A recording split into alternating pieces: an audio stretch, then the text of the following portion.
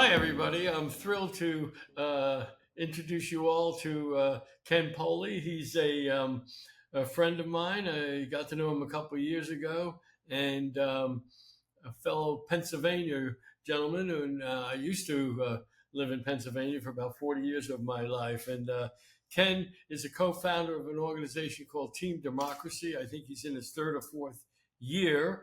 And he is a member of the Bridge Alliance, an organization that I co founded several years ago. And they have a lot of great projects in this divided time we live in. One of them relates to an election pledge, and I'll talk to you about that. And a more recent project of Team Democracy is Raft for America, which recently got some major publicity. So Ken is a businessman who actually was in the white rafting uh, owned a white rafting company and founded Team Democracy to help solve a lot of the problems facing our country. And he used his business skills to, in a very short period of time, make his presence known in the democracy reform space that I've been involved with for 14 years now. So, welcome, Ken. So glad you could join us, and happy to have you. Thanks so much. Happy to be here. Yeah. Um, well, today is extremely timely because yesterday I just got news through email that you got some major publicity for what sounds like an unlikely relationship to politics, rafting, uh, whitewater rafting. And it was a great story in CBS News. So maybe that's a great way to start. What's the concept of rafting in America, and what the heck does it have to do with politics that we're living through now? Well, on the surface, you would think not much, but I was at the American Democracy Summit last year in Los Angeles, and I was sitting across the table from Pierce Godwin from the Listen First Coalition, and I made a joke about doing a rafting event as a fundraiser for the democracy space, for the bridging space. And Pierce's wheels were turning, and he very quickly leaned in and said, "You know, that's not such a bad idea." And we had a couple of conversations at the conference and followed up afterward. And what it evolved into was the realization that in this space, we do a lot of webcasts, a lot of podcasts, a lot of panel discussions, a lot of talking to each other on platforms. But we need to, it was my view and Pierce's also that we need to do something outside the box to get this message in front of a much wider audience and to do it in a way that was really exciting and compelling. So I'd been in the whitewater rafting business for 49 years at the time here in Pennsylvania. And, we started thinking in terms of how whitewater rafting was such a powerful metaphor for the issues that we're facing, the polarization issues we're facing. We heard ourselves saying things like, we're really all in the same boat, and we really do better when we pull together than when we pull apart.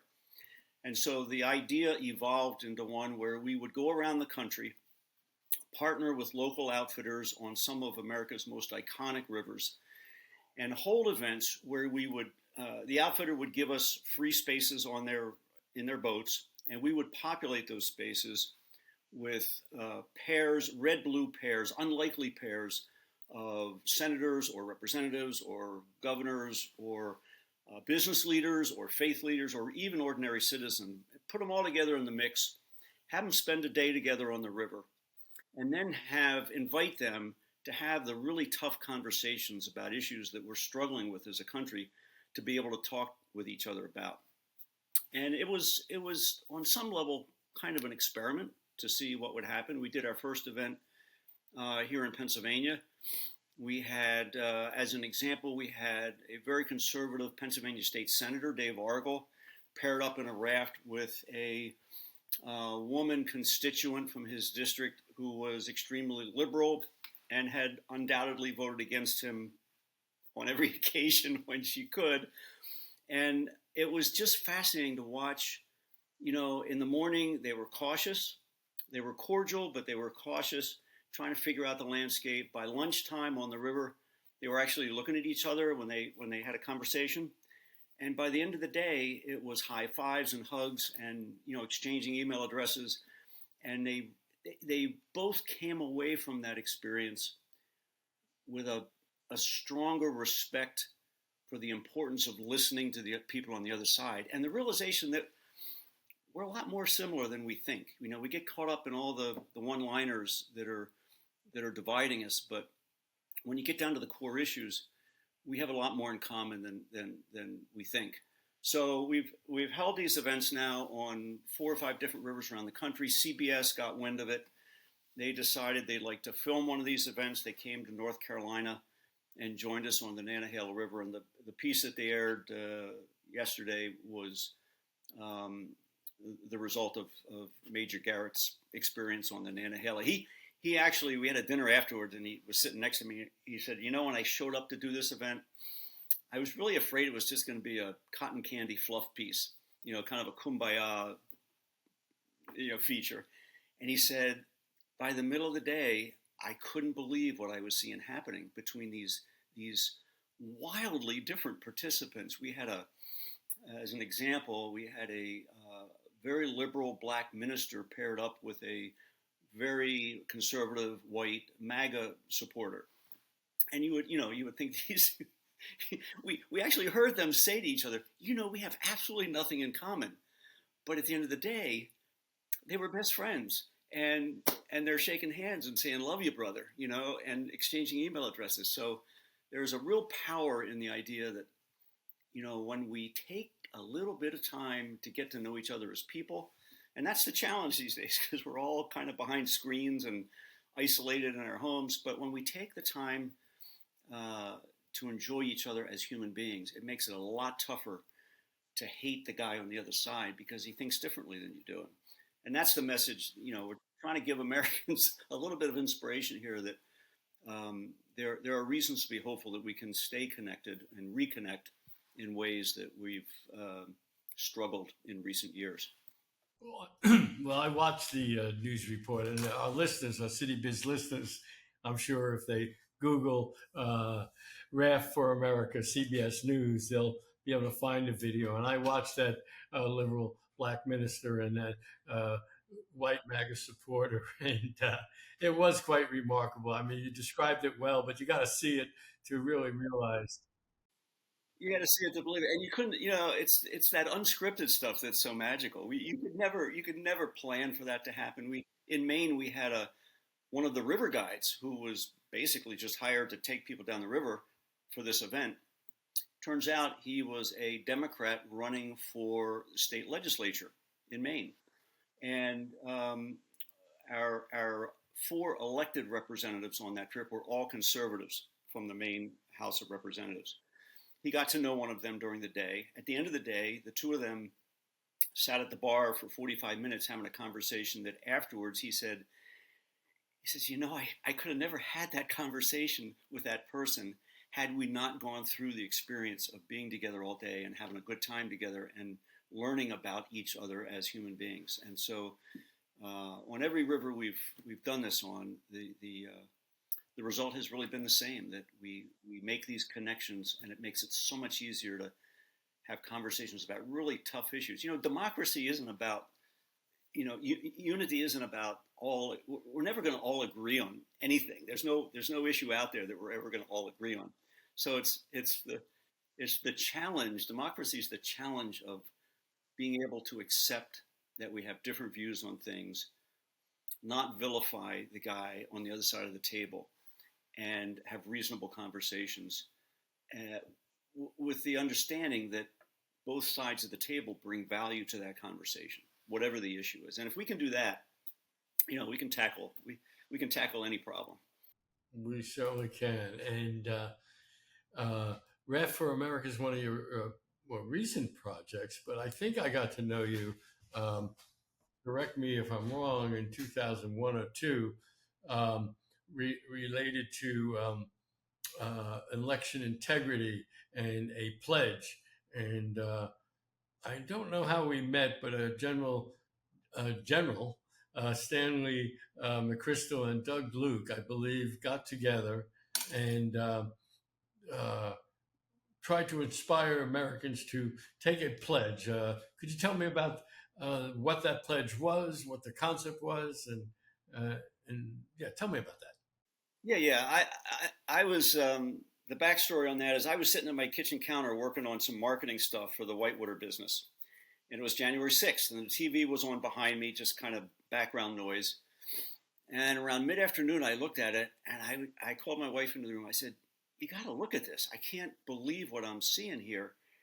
And that day, and in the aftermath of that day, when so many of our elected leaders kind of minimized what actually happened on the 6th and, referred to it as, tourists gone awry or, a freedom of speech exercise.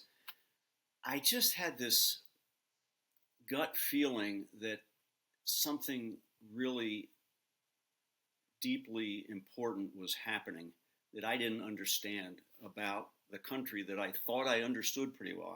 I got to say, I am the poster child for all the people who take democracy for granted their entire lives, and they're busy running their business, busy with family stuff.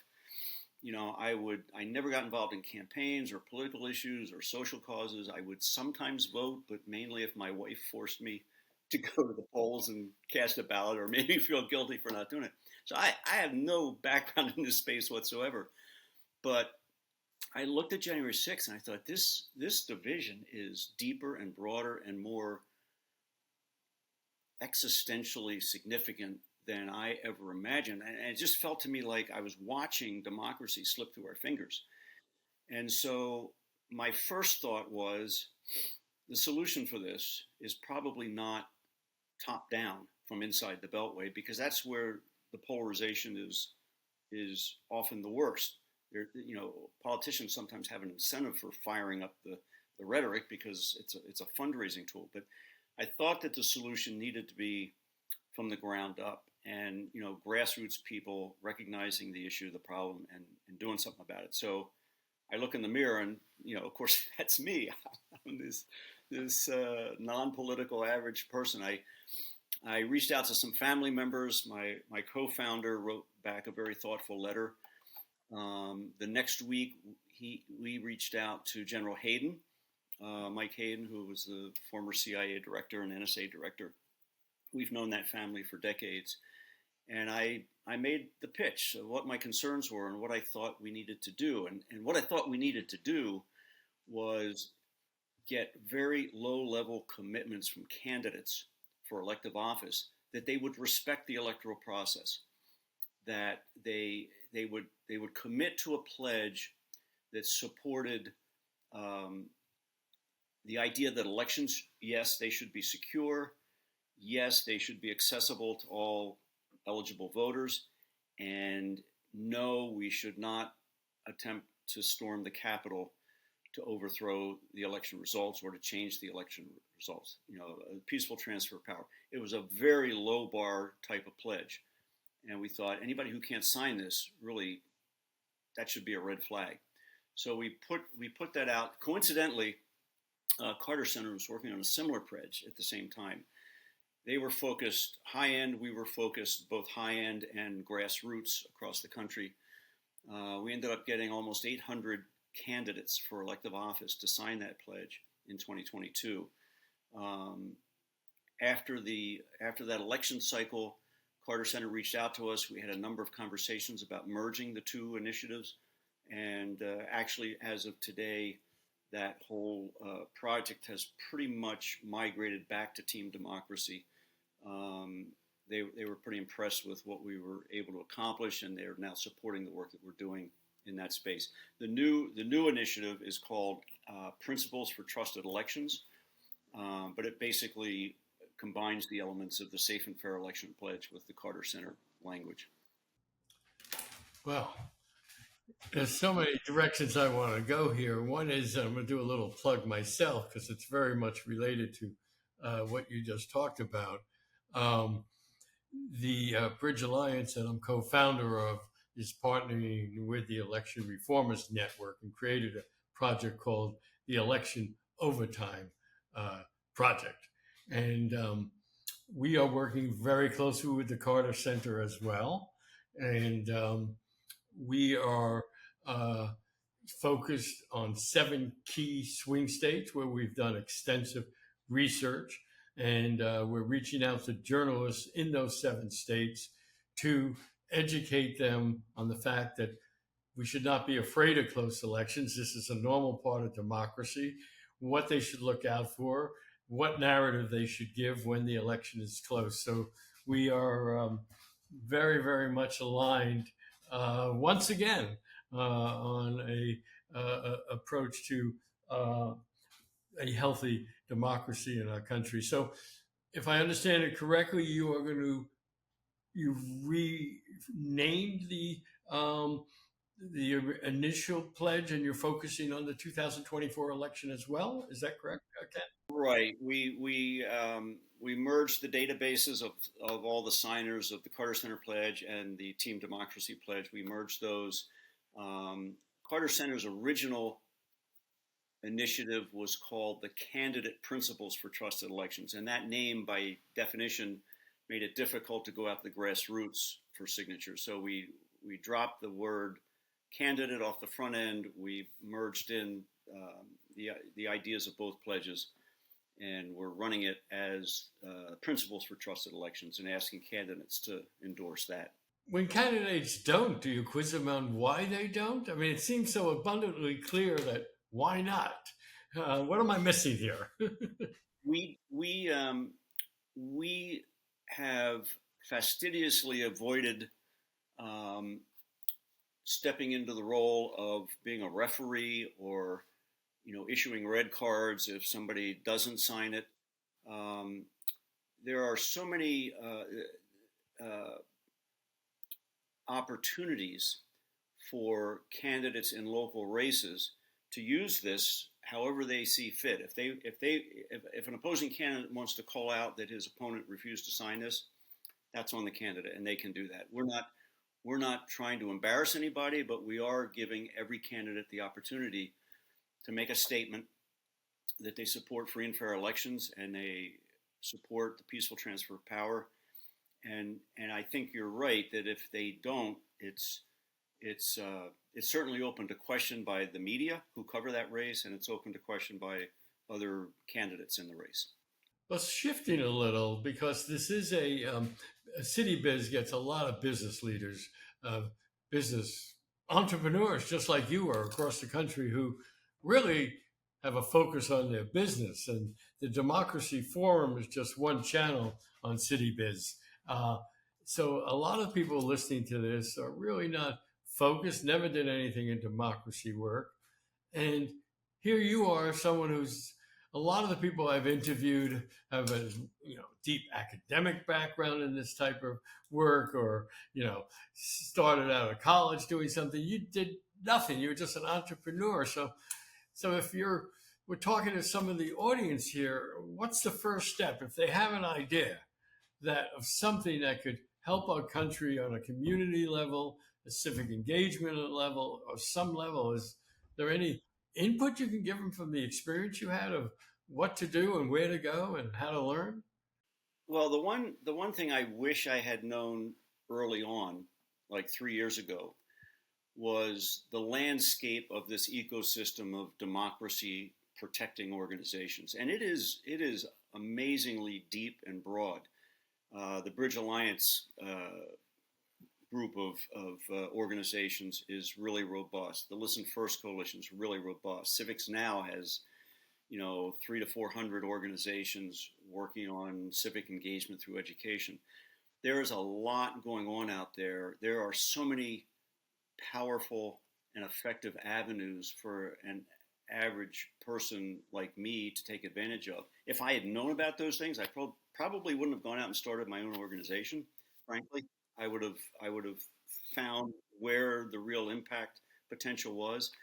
But I got to say that as Team Democracies has worked its way through this landscape over the last couple of years, it is astonishing the level of commitment and loyalty and warmth and dedication that you find in this space. And I mean, coming from the private sector, it feels like you're always swimming uphill or into the wind. you're competing with other companies for business. You're in a push-pull relationship with vendors, with employees sometimes.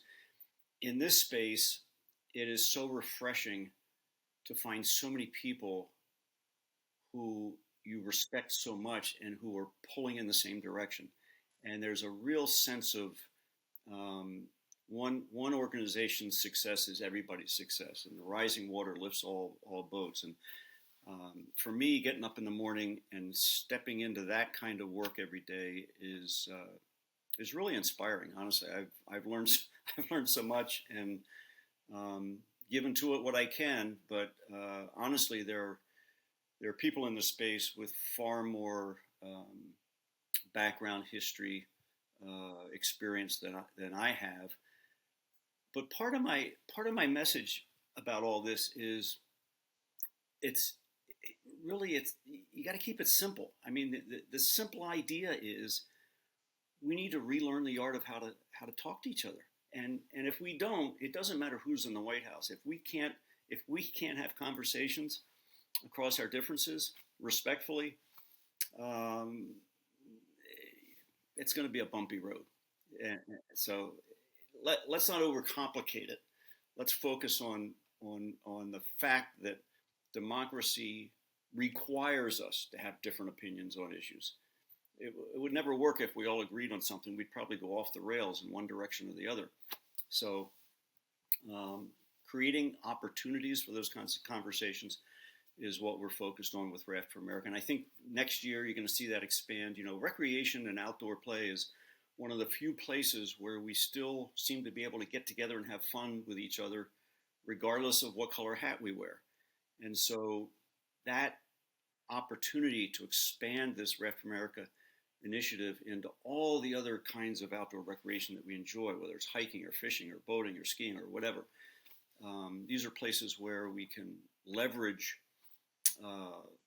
businesses to engage in activities that promote this kind of social cohesion. So that's our hope and our vision. Well, amen. There's so many.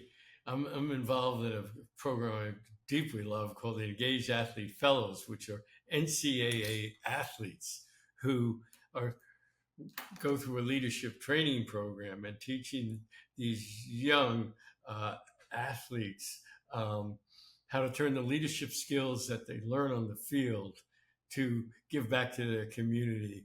And we're creating a cohort, just like I suspect you're creating a cohort with Raft for America, that, despite these pessimistic times, it's people like you that offer hope for our country. So thank you so much, Ken. I'm very excited that you participated and hope everybody